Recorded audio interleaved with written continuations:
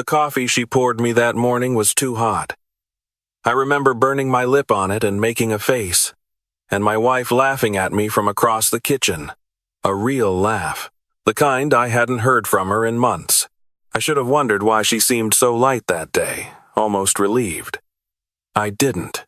I just blew on the coffee, set it down on the counter, and told myself things were finally getting better between us.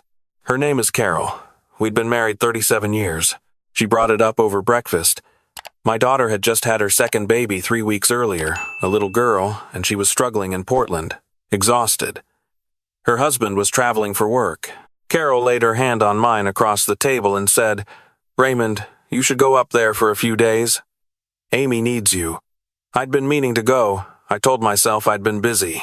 Truth was, I'd been watching my wife like a man watching weather, waiting to understand which way things were going to go between us. Going to Portland meant taking my eyes off the sky. "You go?" I told her. "She's your daughter, too." Carol pulled her hand back and looked out the window. "I can't right now. I have that client presentation Thursday. You know how important this account is." She had started a small interior design consultancy 4 years before, after our son finished college and the house went quiet. It had grown faster than either of us expected. She worked long hours now. Client dinners I wasn't invited to. Weekends at her home office with the door closed. "I'll go Friday," I said. "Stay through Monday." She smiled at me then. That same light smile from earlier. "Perfect," she said. "Amy will be so happy. I am 64 years old. I spent 31 years as a civil engineer for the county of Spokane, Washington. I retired 2 years ago with a pension, a bad left knee from too many years on job sites, and a marriage I thought I understood. We live in a gray craftsman house on Ridgeline Court, half a mile from the river. In a neighborhood where everyone keeps their lawn trimmed and waves from the driveway. My neighbor Phil has lived next door for 14 years. We've shared a fence and a snowblower and a standing invitation to holler if we ever need anything. I left for Portland that Friday morning, kissed my wife goodbye in the doorway. She held on a second longer than usual. I noticed it, told myself it was a good sign. The drive down I-84 takes about 5 hours. I listened to a baseball podcast the whole way and didn't think about anything heavy. My daughter met me at the door with the baby on her hip, and the next 2 days were exactly what I needed. Bottles and blankets and my granddaughter's face going slack with sleep in my arms. My daughter and I talked on the porch after the kids went down, the way we haven't talked in years. Not about anything serious. Just the easy conversation of people who love each other and forgot for a while how much. Sunday night I was sitting on her couch reading when my phone buzzed.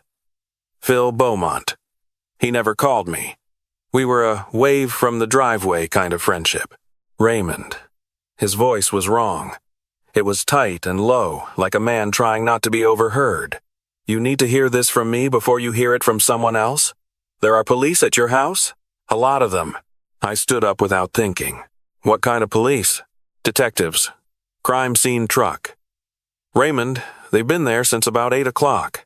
I haven't seen Carol. Her car's not in the driveway. I was on the road before I even told my daughter I was leaving. I left her a voicemail from the interstate that said something had come up at home, and I'd call her when I knew more. I drove for 5 hours in the dark trying to convince myself of explanations that made sense. Break-in. Gas leak. Something that had nothing to do with my wife's absence. The lights on Ridgeline Court were visible from 2 blocks away.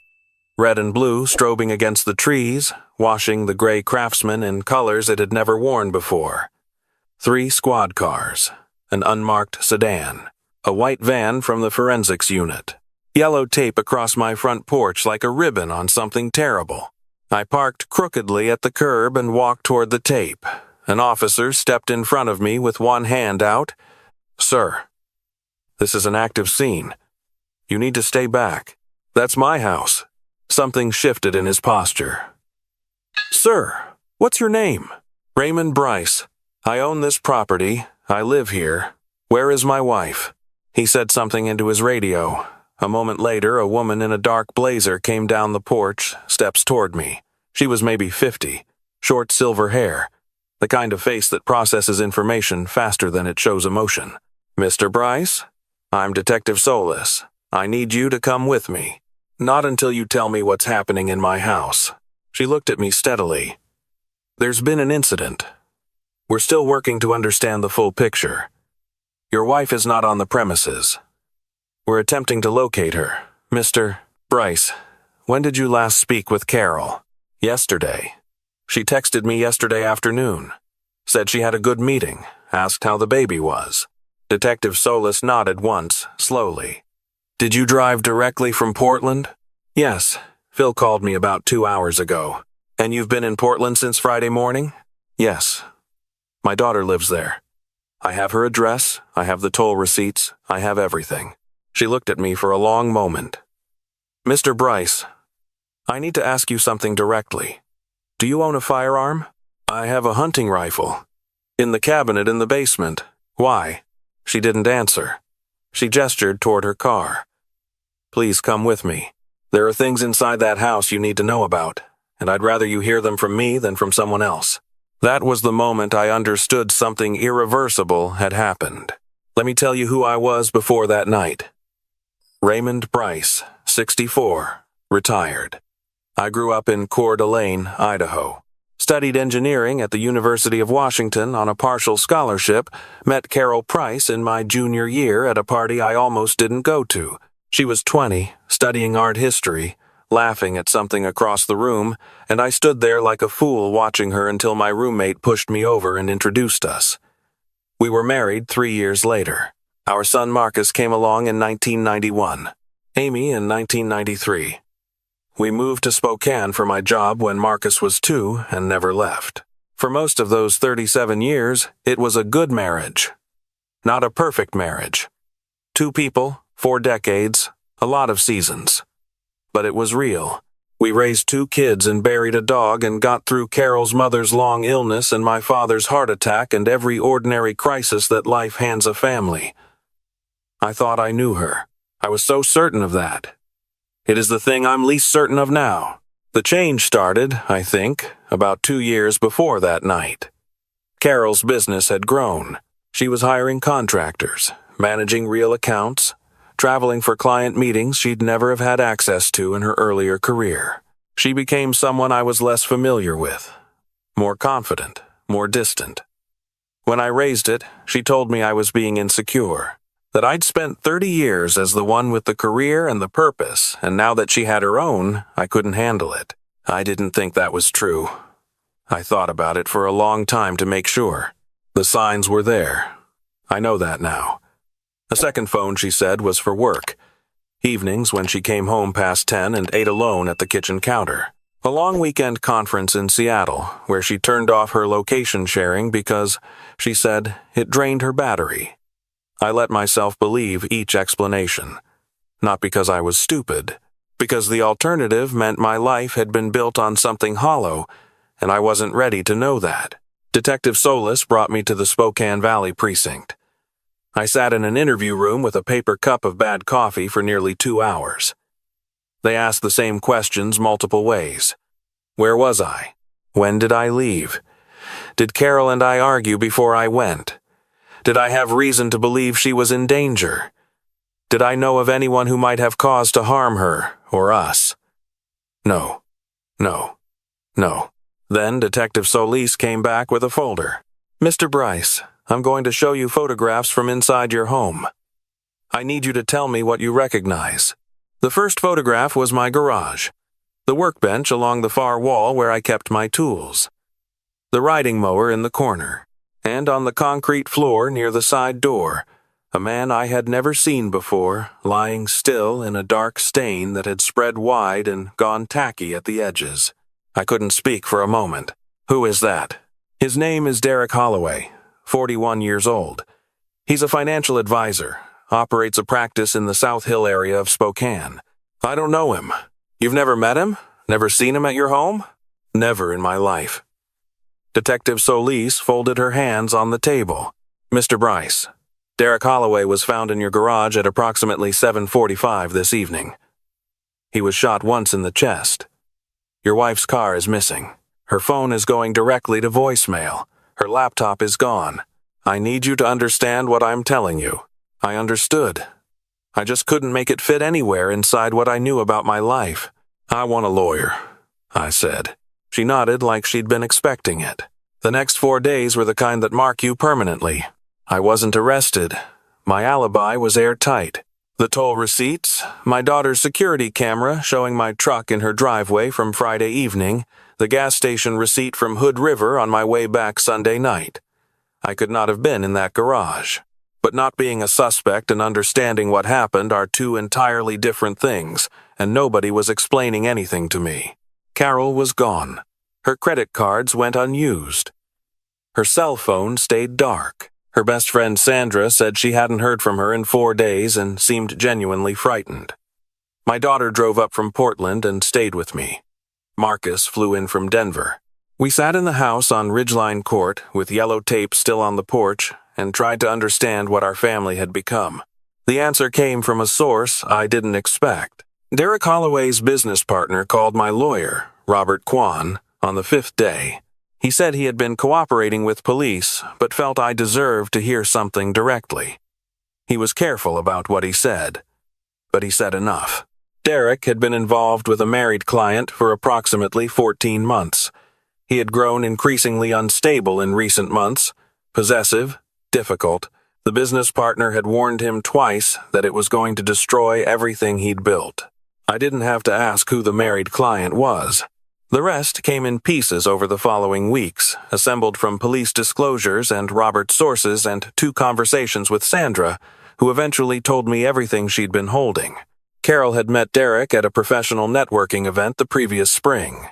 He had handled investments for a mutual acquaintance. One introduction led to coffee. Coffee led to what it leads to. Sandra had known since nearly the beginning. She had begged Carol to end it. Carol kept saying she was going to. Said she needed time to think through what she wanted. Said she wasn't unhappy with me, exactly, just that she felt like a version of herself she didn't recognize anymore, and Derek made her feel seen in a way she hadn't expected. I sat with that for a long time after Sandra said it. My wife felt unseen, and I tried to be honest with myself about how much of that was true and how much of it was the story a person tells themselves when they've already made choices they can't take back. The night she sent me to Portland, she had planned to end the relationship. Derek had been pushing her to leave me. She had decided she wasn't going to.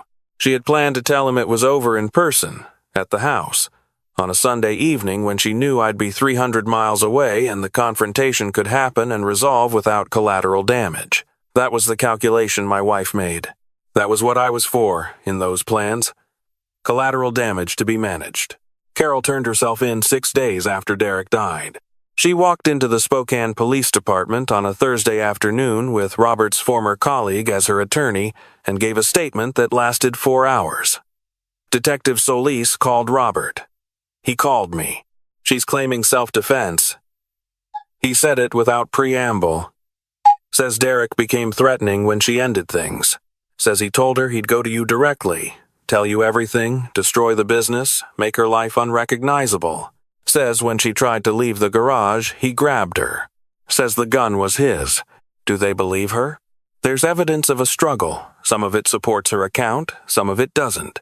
The story Carol told, as it came out through the trial, was this.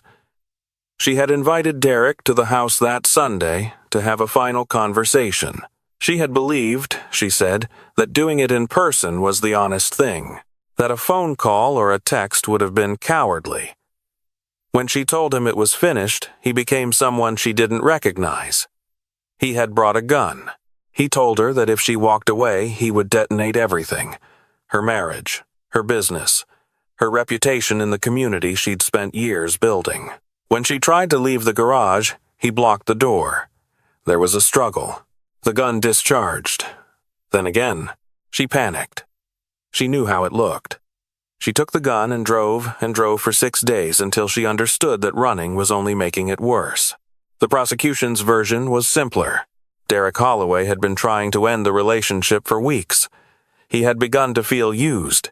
He had told a friend 3 days before he died that he was done, that he was going to walk away. The romantic dinner reservation in his phone calendar for the following Saturday argued against a man expecting anything other than a future. Carol's text to him that Sunday afternoon said, "Come over tonight. Need to talk about us." Not the message of a woman preparing to deliver difficult news. The jury deliberated for 6 days. When they returned, the verdict was second-degree murder, reduced on appeal 2 months later to manslaughter. The judge sentenced Carol to 10 years, eligible for parole after 6. She did not look at me when they read it. I sat 3 rows behind the prosecution table and watched the back of her head and tried to find the woman I had married somewhere in the set of her shoulders. She was led out a side door. I drove home alone. My son flew back to Denver. My daughter went back to Portland. I had a house on Ridgeline Court and a life that no longer resembled anything I had planned. I will not pretend that the years since have been anything other than what they were. Hard. Genuinely. Thoroughly hard in ways I had no frame for. I had been married for 37 years. I did not know who I was outside of that. I had to find out in the worst possible circumstances, in a house that still felt like it belonged to a family that no longer existed. The first thing I did was repaint the garage. Rolled over every corner of it with a gray that matched nothing else in the house and didn't need to. The second thing I did was get a dog. A 7-year-old golden retriever named Boone from a rescue organization in Liberty Lake. He came with a damaged hip and a habit of resting his chin on my knee during the evening news. He helped more than I expected. Marcus called every Sunday without fail. My daughter called in between. They were kind in the way adult children are kind when they can see their parents struggling but cannot fix what's broken. I went to a grief counselor, which is what she called it, grief, and I thought at first that was the wrong word. My wife wasn't dead, but she was gone, and the person I'd believed her to be was gone even more completely than she was. Grief turned out to be exactly the right word. What I kept returning to, in those sessions and in the long evenings with Boone beside me, was the question of what I had missed, not in an accusing way, or not only that way, in an honest way. I had been certain I knew my wife. I had been certain of the marriage, of the dynamic between us, of what she needed and what she thought and where we stood. I had been wrong about all of it, comprehensively and for a long time. That kind of wrongness doesn't only mean she deceived me. It also means I wasn't paying attention in ways I should have been. She told me she felt unseen. I don't know if that was true or if it was the story she constructed afterward to make her choices bearable. Maybe both can be true at once. Maybe she felt unseen and also made choices that had nothing to do with me and would have happened regardless of how attentive I'd been. I go back and forth on this. I don't expect to stop. 3 years have passed. Boone's hip has gotten worse, and we take shorter walks now, but he doesn't complain. I still live on Ridgeline Court. Phil still waves from the driveway, and we still share the snowblower. Though we've also had more real conversations since that night than in the 14 years before it. Difficult experiences tend to collapse the distance between people. Marcus drove up from Denver last spring and stayed for 10 days. He wasn't there to help with anything specific. He just came. We worked on a fence section that had been rotting for 2 years, and we grilled most evenings, and one night we sat on the back porch until it got cold, and he said, "Dad, do you think she meant for things to go that way?" I turned my coffee cup in my hands. "I don't know. I wasn't there." "But what's your gut? You knew her better than anyone." "I thought I did." He was quiet for a moment. "That's not an answer." "I know." I set the cup down. "I think she made a decision to involve herself with someone she shouldn't have, and then she made a dozen more decisions trying to manage the consequences, and somewhere in there things went very wrong. Whether that means she's someone who intended violence, I genuinely don't know, and I've had to make peace with not knowing." Marcus looked at the yard. "She's up for parole in 3 years." "I know. Are you going to submit a statement?" "I haven't decided." He nodded slowly. "I went to see her 6 months ago." "I didn't tell you because I didn't know how you'd take it." I looked at him. He was watching me carefully. "I'm not angry," I said. "How was it?" He thought for a moment. "She looked like herself, mostly. Older, quieter. She cried for the first part and then she stopped and we just talked. About when I was a kid. About things I didn't remember and she did. Did she ask about me? Yeah. What did you say? He almost smiled. I said you got a dog and repainted the garage and you're doing okay. That's accurate. She said to tell you she was sorry. I know that's not enough. She knows that too. I know. The parole hearing is in 3 years. I've decided I'm going to submit a statement. I spent a long time thinking about what it would say, whether it would be an argument for or against her release, whether it would be the place to say the things I never said at the kitchen table when I should have said them, or whether it would be something different entirely. I've settled on something different. My name is Raymond Bryce. I was married to Carol Bryce for 37 years. We raised 2 children together in Spokane, Washington. On a Sunday evening in March of 2023, my wife asked me to go to Portland to help our daughter. I went because she asked me to. I didn't know why she wanted me out of the house. I didn't know about Derek Holloway or the 14 months that preceded that night. I just knew my wife wanted me somewhere else, so I went. What I came back to was something I still don't entirely understand. A man dead in my garage. My wife gone. My family in a shape I didn't recognize. The years since have been spent learning to live inside that new shape, which is a long and unglamorous process that no one prepares you for. I'm not here to advocate for or against Carol's release. What happens to her legally is in your hands, not mine. I'm here to say that whatever you decide, my children and I will continue building our lives around that decision, as we've learned to build around everything else that surprised us. I hope Carol is released into circumstances that allow her to be useful and present in whatever time she has left. Not for her sake, or not only. For my daughter's sake, who called me 2 weeks ago and said, "Dad, I think I want the kids to know their grandmother at some point. Is that strange?" And for Marcus's sake, who drove 10 hours to sit on a porch with me and be honest about a visit he'd been afraid to tell me about. These are good people. They deserve whatever fragments of an intact family they can still assemble. And for my own sake, if I'm being honest, because I am 67 years old and I have learned, more clearly than I ever expected to, that carrying weight you can put down is a choice. I don't know if I forgive my wife. I don't know if that word applies cleanly to something this complicated, but I know I'm no longer interested in the alternative. Life is shorter than I thought it was when we were young and certain, and the coffee she poured me was still too hot. Whatever you decide, we'll manage. We always have. Raymond Bryce. There's one more thing. About 8 months after the sentencing, a letter arrived from the correctional facility. No name on the return address, but I knew the handwriting before I even turned it over. I held it for 3 days before I opened it. Raymond, I don't expect this to change anything. I know it probably won't, but I need to say it somewhere, even if you throw this away before you finish reading. I am sorry, not in the way people say it when they mean something smaller. In the only way I know how to say it now, which is that I would take every part of it back if I could, and I cannot, and that is something I will live with until I die. I want you to know that when I told Sandra I didn't feel seen, that wasn't about you being insufficient. You were never insufficient.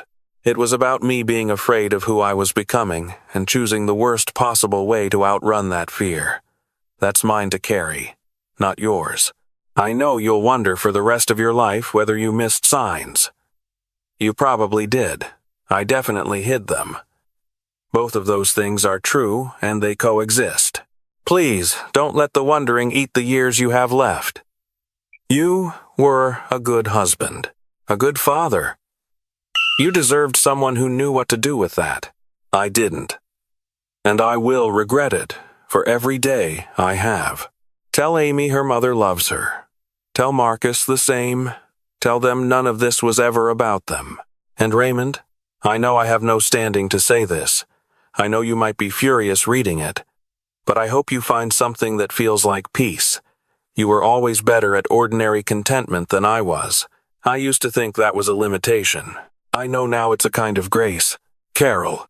I read that letter on a Tuesday evening in March, sitting at the kitchen table with Boone's head on my knee and the sound of rain on the roof. I read it twice. Then I folded it and put it in the drawer with the insurance documents and the deed to the house and the other papers that constitute a life. I am 67 now. I still live on Ridgeline Court. I still walk Boone in the mornings along the river, shorter distances than we used to cover, but we go anyway. I have learned to cook better than I ever had to when Carol was here. My daughter calls twice a week and comes up with the grandchildren every other month. Marcus and I are planning a fishing trip to Montana in September, something we talked about doing for 20 years and never got around to. I am not who I was before that March. I don't think you get to go through something like this and come out the same shape, but I am here. I am functional. Some mornings I stand in the kitchen with my coffee and the light is good and Boone is waiting by the door, and something in the ordinary arrangement of those things feels like enough. That's not a small thing. I've learned it isn't. When I was still in the worst of it, maybe a year out, my daughter asked me if I thought I'd ever trust someone again the way I trusted her mother. I thought about it honestly before I answered her. I said, I think trust is something you extend because the alternative is a smaller life, not because you're certain it won't be broken. I was certain before, and it still broke, so certainty probably isn't the point. She thought about that for a minute. Then she said, That sounds like something someone says when they're going to be okay. Maybe, I told her. She was right. I think. If you're listening to this and something in what I've said resonates with you, I want you to know one thing, not a lesson. I'm too old to hand out lessons. Just an observation from someone who has been on the wrong end of a surprise he didn't see coming. Pay attention to the small things. Not because vigilance will save you from everything, because it won't, but because the small things are where love actually lives, and if you stop paying attention to them, you stop paying attention to the person, and people who don't feel paid attention to sometimes make very bad decisions to feel otherwise. And if something feels wrong in your marriage, don't pack a bag and leave without asking why. I thought I was being cooperative. I thought I was giving her the space she needed. I was just making it easier for her to do something neither of us could come back from. Ask the question. Fight for the honest answer. Even if the answer is hard.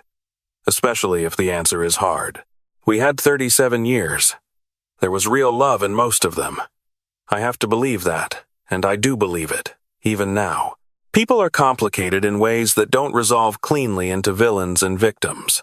My wife made choices I will never fully understand. I made choices that I probably contributed to, in ways I'm still mapping out. Our children are building their lives with the tools we gave them, which is all any of us can do. It's not the story I planned for us when we were young and stupid and absolutely certain about everything, but it's the story I have. And I'm still here to tell it. That's something. That's actually quite a lot. Thanks for listening.